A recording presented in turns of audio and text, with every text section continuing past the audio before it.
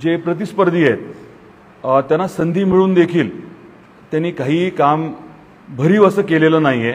खोटं बोलणं, नाटकी बोलणं, बोलबच्चनगिरी ही जी आहे ती आता चालवून घेतली जाणार नाही। एक तर ह्याला काही समजत नसेल किंवा परत खोटं बोलत असेल, त्यामुळे गैरसमज नको। एका रुग्णावरती अनेक शस्त्रक्रिया झालेल्या नाहीयेत, एका रुग्णावरती अनेक उपचार झालेले आहेत। खोटं बोलण्याचा जो प्रकार आहे तो आता महायुती काही ऐकून घेणार नाही। आपल्याला कल्पना आहे की आता लोकसभेची निवडणूक चालू आहे। आमची भूमिका अतिशय स्पष्ट आहे की ही निवडणूक जी आहे ही विकासावरती असायला हवी। आपल्या जिल्ह्यामध्ये झालेली कामं आणि पुढे जी संकल्पना आहे, हा जिल्हा आणि हा लोकसभा मतदारसंघ विकासाच्या घोडदौडीमध्ये कुठे मागे राहू नये या अनुषंगाने आम्ही प्रत्येक वेळेस सकारात्मक मुद्दे मांडतो आणि वास्तव जे आहे, खरं जे आहे ते बोलतो। दुर्दैवाने जे प्रतिस्पर्धी आहेत त्यांना संधी मिळून देखील त्यांनी काही काम भरीव असं केलेलं नाहीये। खोटं नाटक, नौटंकी करायची, बोलबच्चनगिरी करायची, याच्या पलीकडे काही काम तर कुठे दिसत नाहीये।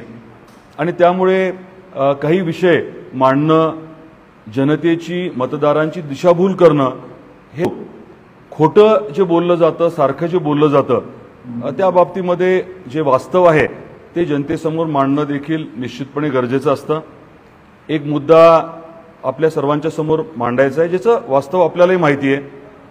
तेरणा पब्लिक चॅरिटेबल ट्रस्टच्या माध्यमातून आपण मेडिकल कॉलेज जे आहे ते 1991ला सुरू केलं आणि अगदी तेव्हापासून 91 पासून आपण आपल्या भागातले रुग्ण आहेत त्यांना तिकडे नवी मुंबईमध्ये सेवा देण्याचं काम आपण जे आहे ते सातत्याने केलेलं आहे।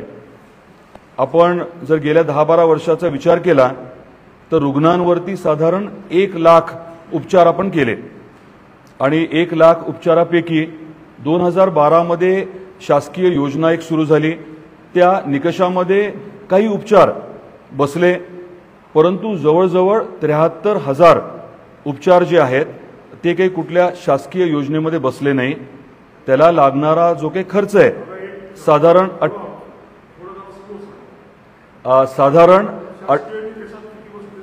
ठीक आहे, परत सांगतो। गेल्या काही वर्षांमध्ये साधारण रुग्णांवरती आपण जे उपचार केले 1 लाखाच्या आसपासची संख्या होती।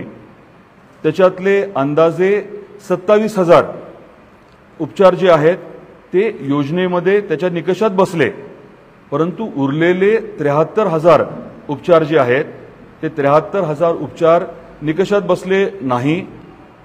त्याच्यासाठी जो काही खर्च लागतो साधारण 48 कोटी रुपये हे ट्रस्टने स्वतःच्या निधीमधून खर्च केले। आता आपण समजून घ्या, एक विषय घेऊन आपण 16 रुग्णांवरती किती 138 शस्त्रक्रिया। मी तुम्हाला कागद देतो, पद्धत कशी असते। उपचार, शस्त्रक्रिया हा शब्द वापरला जात नसतो। मी समजा किडनीच्या आजारचा पेशंट आहे, मला डायलिसिस लागतं। मला जर समजा 2 दिवसाला डायलिसिस लागत असेल आणि माझे समजा 10 डायलिसिस झाले तर माझ्यावरती 10 शस्त्रक्रिया झाल्या म्हणायच्या का? मी पेशंट एक आहे परंतु मला डायलिसिस लागतं। नेफ्रोलॉजी त्याला म्हणतात।